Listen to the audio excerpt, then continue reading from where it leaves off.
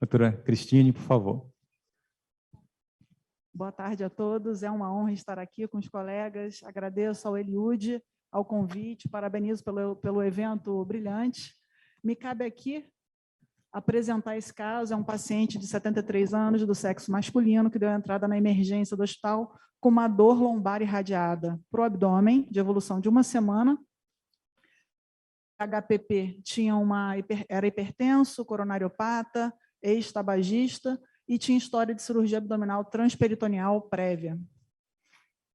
Bom, na angiotomografia dele, ele tinha um diagnóstico de aneurisma de aorta abdominal, com 52 milímetros no maior diâmetro transverso, anatomicamente com aspecto trilobulado, e essa imagem de dissecção intratrombo na dilatação maior distal, que provavelmente explicava a dor abdominal dele, um aneurisma de ilíaca comum direita, com uma anatomia bem razoável, uma hipogástrica razoável, ilíaca externa de calibre razoável, e uma ectasia da outra ilíaca. Bom, dificuldades técnicas no caso de emergência.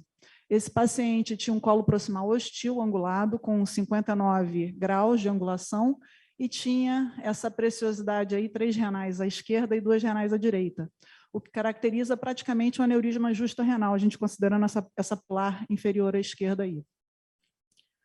Bom, então a primeira questão aqui para a mesa é o que fazer nesse caso, eu coloquei algumas opções aí. Se a gente for considerar ocluir as 2 renais, as 2 polares inferiores, a gente vai ter um colo de 1, só que adicionado ao colo de 1,3 a gente tem a angulação, o que dificulta o selamento proximal.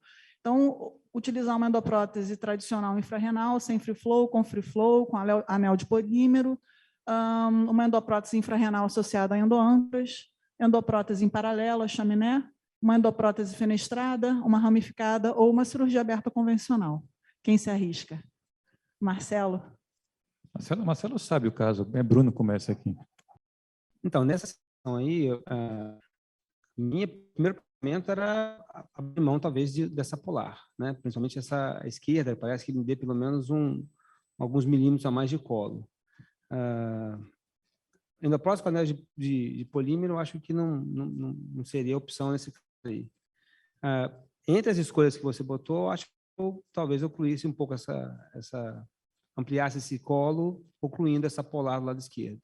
Ou então, uma endoprótese infrarrenal com um endoâncora. Marcelo.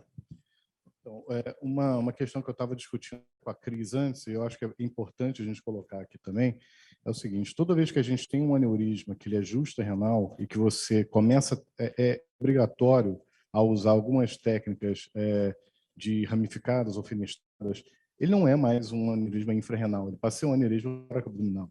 Né? Você aumenta a sua técnica, então você aumenta a mortalidade, então, obviamente, você não pode usar a mesma indicação desses pacientes para você fazer um aneurisma infrarrenal. Então, isso tem que ser avaliado com calma. Esse caso aqui é um paciente com um aneurisma de 52 milímetros, só que ele tem a questão que ele tem dor.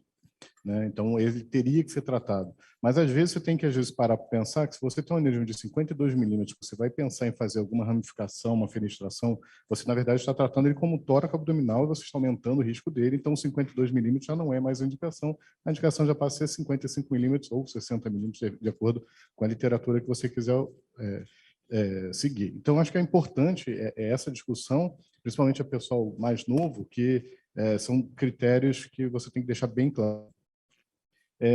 Obviamente, essas ramificadas elas estão pedindo para ir embora. Né? Quer dizer, é muito difícil você conseguir fazer um tratamento desse tipo, um aneurisma justa-renal, onde você mantém esse tipo de ramificação. Nesse caso, né, que foi, na verdade, a Cristina fez o caso depois que ela me perguntou, entendeu? Para depois para saber minha opinião. E aí foi que eu falei para ela que acabou sendo, a gente pensa um pouco igual, acabou fazendo a mesma coisa. Mas, assim, dessas técnicas todas, eu acho que é importante você ter isso na cabeça quando você for fazer o tipo de tratamento, qual é o tipo... porque você, por exemplo, usar uma endoprótese infrarrenal com endoâncora, você ainda mantém a mortalidade do infrarrenal. Você não está usando a parte... Então, é uma ferramenta bem importante para você usar nesses casos. Sem falar, Marcelo, que as opções ali de fenestrada, ramificada, o que é mais complexo, dificilmente você vai salvar essa renal mais baixa aí. Então, eu acho que cirurgia convencional, eu acho que nem fenestrada nem ramificada, Estente em paralelo é a opção de quem não tem opção, né? Então, acho que ficou, para mim, fácil ali a infrarrenal com free flow e endoâncora, com certeza. Sem contar que a gente está falando de ramificação de 5 ramos, né?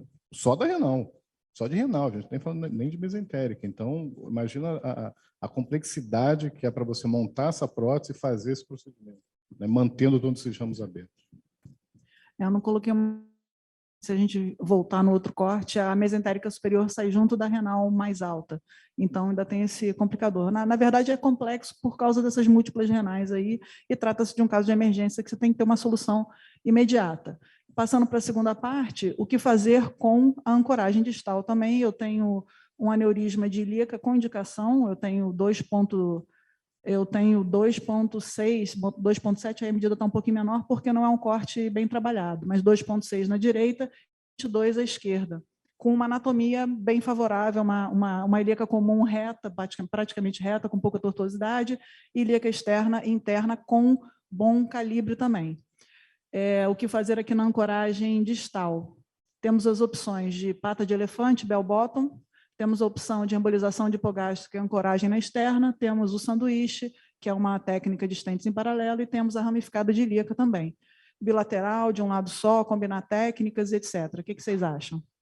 Deixa eu falar antes do Bruno agora. Eu acho que assim, todos nós fizemos já bastante casos como esses em que a gente partiu para o bell bottom bilateral. Mas a gente sabe que isso, em pouco tempo, a gente condena o paciente a uma reintervenção.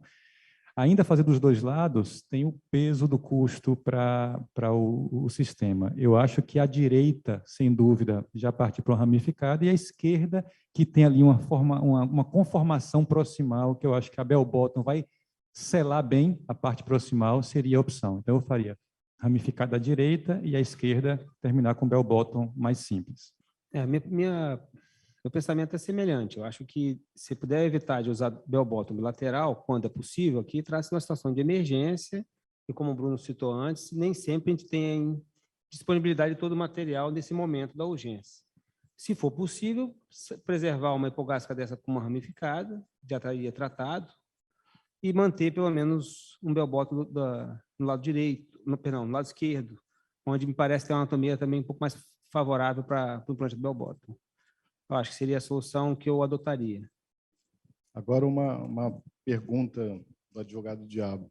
Vocês colocariam uma ramificada, acho que a ramificada de um lado e o bell bottom do outro, mas outra opção, botar uma ramificada de um lado e cobrir o outro lado, embolizando, terminando na ilíaca externa, já fechando uma ilíaca, mantendo a ramificada. Não sacrificaria a hipogástrica do outro lado com esse diâmetro de 1,8, 2,2, 1,9, não. Acho que eu faria a bell bottom primeiro para pensar nessa definição depois, à esquerda.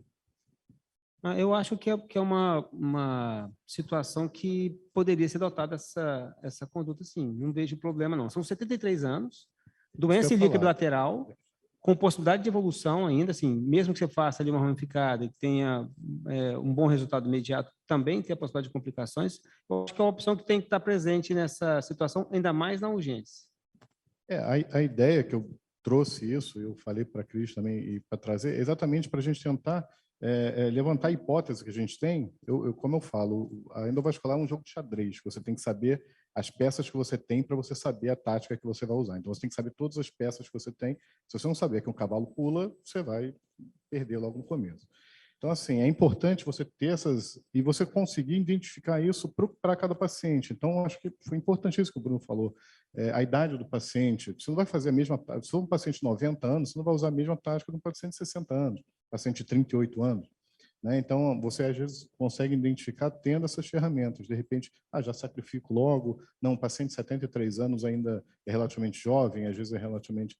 Ou então não, às vezes é um paciente que é 73 anos, mas é um paciente já revascularizado 2 vezes, já com doença cardíaca grave, com uma insuficiência cardíaca ou com alguma doença DPOC grave, que você sabe que vai ter uma sobrevida menor. Então, às vezes, é você saber usar as peças que você tem no paciente, tentando individualizar e não usando uma receitinha de bolo.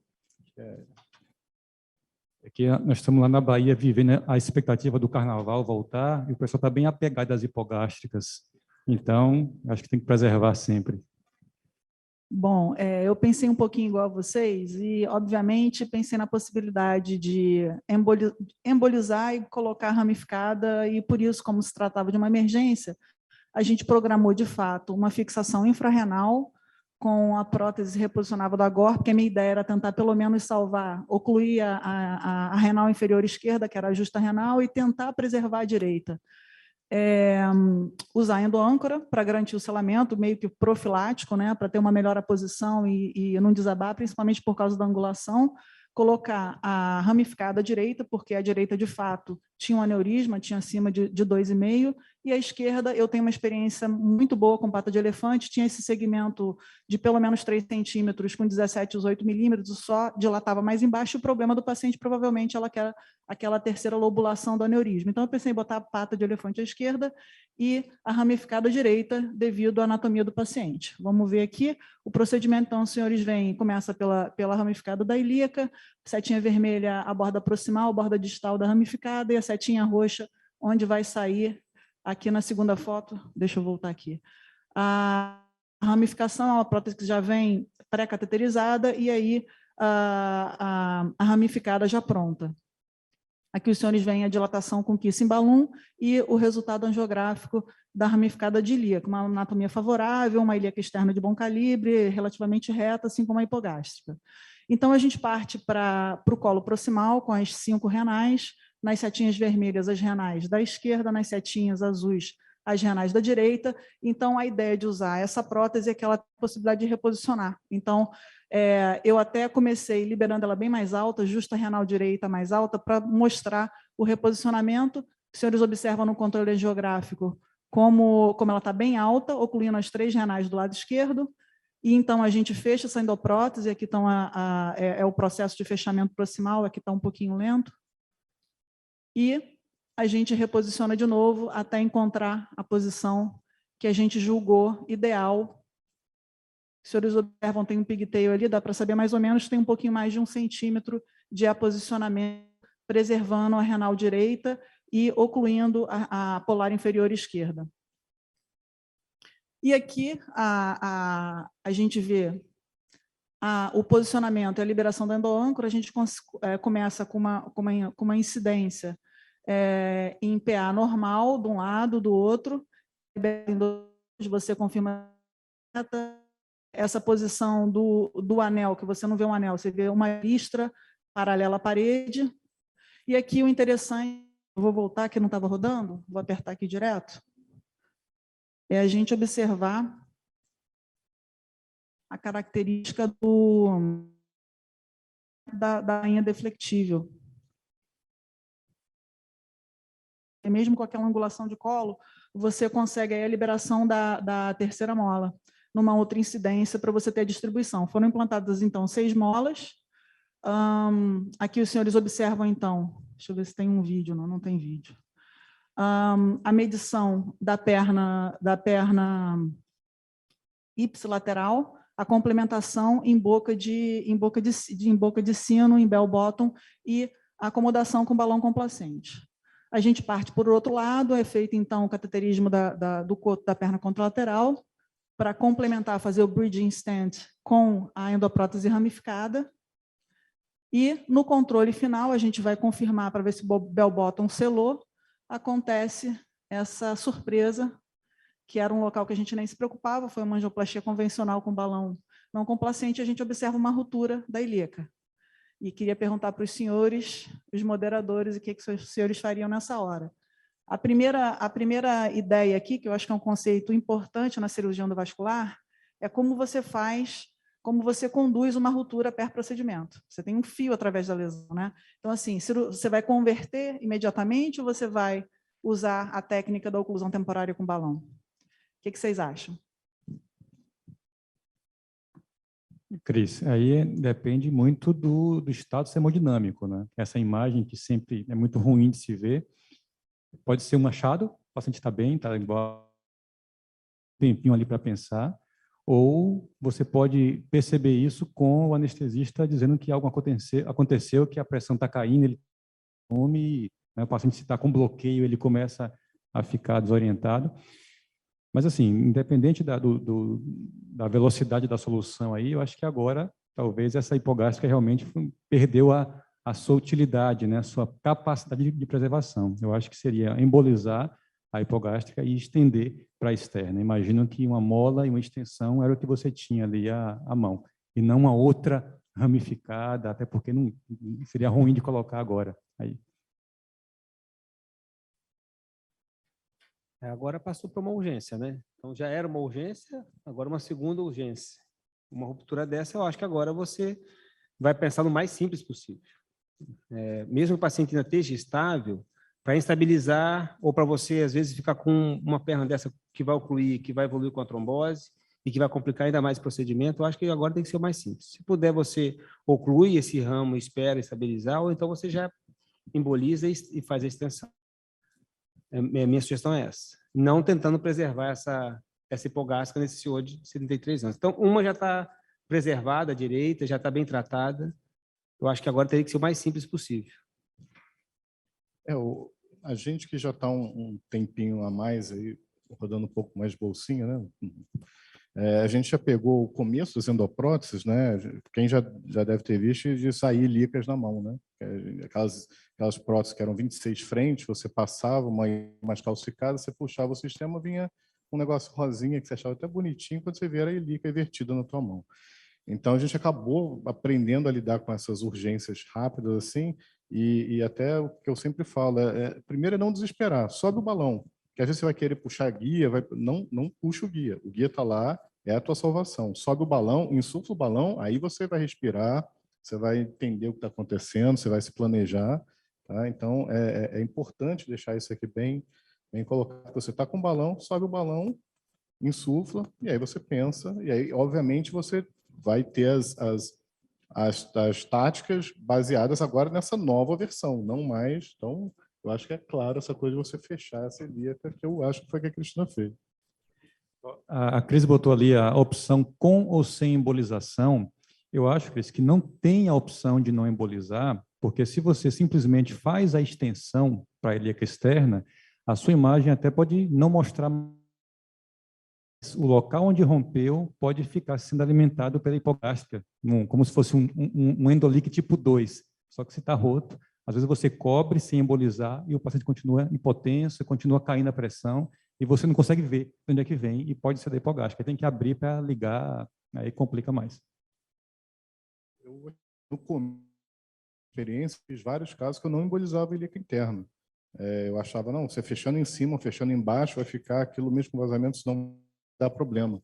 Só que eu mesmo peguei alguns casos meus e outros casos de pacientes que vêm, eu fiz um até tem 15 dias, até lá para a Cris, que foi um endolíquido tipo 2 e o aneurisma ilíaca crescendo, já começando a fazer vazamento, e aí ele, na verdade, você faz tem um crescimento do endolíquido, você começa a vazar, fazer outros endolíquidos por conta do crescimento do aneurisma e a degeneração da ilíaca. Então, e o pior é que você perde o acesso, né?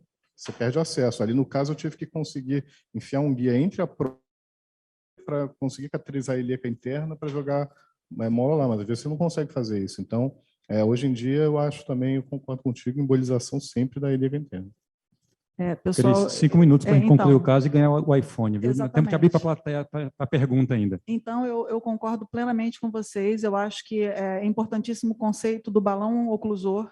Aconteceu uma ruptura, usa o balão e pensa. Não precisa correr, porque o fio já está ali, você já está com acesso, oclui com balão. Então, o que a gente fez foi ocluir com balão, fez uma angiografia para confirmar que ocluiu com balão, e diferente do eletivo, quando a gente trata e oclui hipogástrica, na ruptura você tem que controlar a ruptura. Então, você precisa embolizar todas as vias de acesso à ruptura. Então, por isso, a gente prosseguiu com a embolização com micromola, usamos 4 micromolas aqui, através da mesma bainha, usando a oclusão para o paciente. O paciente, hora nenhuma, fez estabilidade hemodinâmica, que é a oclusão rápido, e o tratamento rápido, e aí está o resultado sem vazamento nenhum. E na próxima imagem, os senhores vão poder ver o resultado final. Mas não acabou ainda. Eu tenho que ser rápida para a gente acabar a tempo. Por favor. Então, vamos lá. Esse é o controle final pós-operatório. O paciente foi de alta no dia seguinte, foi tratamento percutâneo. Essa aqui é a angiografia de controle de 2 meses. Então, está aí a renal saindo muito junto da mesentérica superior, a ancoragem proximal com as endoâncoras, tudo bonitinho, a gente vai ver mais de perto e a gente vê um contrastezinho dentro do saco do aneurisma, né? Nos 2 meses depois. Então, eu vou prosseguir para a gente não perder mais tempo. Na ancoragem proximal, a gente vê as endoâncoras bem posicionadas em 2 cortes ali axiais, reconstruídos. Aqui a ancoragem distal na hipogástrica e na ilíaca externa bilateral está ok. E a gente observa aqui na reconstrução o endolíquido tipo 2, vindo da mesentérica inferior e vindo da lombar, de ambas as colaterais que a gente tem no saco aneurismático. Então, o próximo passo, eu vou passar rápido, seria uma pergunta básica. Como é que está esse aneurisma? Ele cresceu, continua igual ou diminuiu? Então, a gente vê aqui que ele tinha 52, ele está com 49 por 48, então ele diminuiu em 2 meses, pouquinho, mas diminuiu. E a conduta, então, que a gente adotou, por enquanto, é acompanhar esse paciente um pouquinho mais de perto. Para concluir, eu gostaria de dizer que imagem é tudo, eu costumo dizer para todo mundo que me acompanha, todo mundo já sabe desse lema, imagem é tudo no endovascular, então a gente tem que saber interpretar bem o exame diagnóstico, o pré-operatório e o pós-operatório para conduzir bem o paciente. E, obviamente, de conhecer os dispositivos para fazer um custom fit procedure, usar o que é adequado para a anatomia do paciente. Obrigada. Diâmetro limite para o uso do bell bottom. Bell bottom até quanto de diâmetro? Porque eu vi ali 18, depois vi 22. Qual é o limite dos senhores? Então, o bell bottom é 26. E a gente considera a indicação cirúrgica acima de 25. Então, meu limite é 23, assim, tipo 23. No máximo, concordo. Doutor Sérgio, rapidinho. Uma pergunta, se vocês pensaram de cara em tapar as 2 renais de baixo, porque eu estou induzido por causa de um caso recente do professor A1, e que ele fez um estudo perfusional do rim, bilateral com tomografia e ultrassom. Ele sabia o quanto cada polar era responsável pela nutrição dos rins e ele cobriu tudo, conversou com o paciente. Então, eu cobriu, no controle cobriu, mas não deu tempo de mostrar com calma. Eu cobri as 2 polares inferiores. E um segundo comentário que eu acho um macete prático que eu faço com as endoâncoras, para elas ficarem bem divididas, angular ampola 45 graus, você coloca anterior e posterior, angula para o outro lado, anterior e posterior, você consegue efetivamente fazer o X com a endoâncora. Foi assim que a gente fez. A gente começou em PA, depois 45, 45 e depois perfil. Ficou perfeito. Perfeito, obrigado. Então, com exatamente 25 minutos na sessão, a gente encerra aqui, dando por objetivo alcançado desse caso, e eu agradeço aqui aos colegas de mesa, agradeço a Cris pela apresentação, e chamo agora para o caso 8 os colegas José Roberto Cirqueira e Vanderlei de Paula Silva para conduzir os trabalhos. Muito obrigado.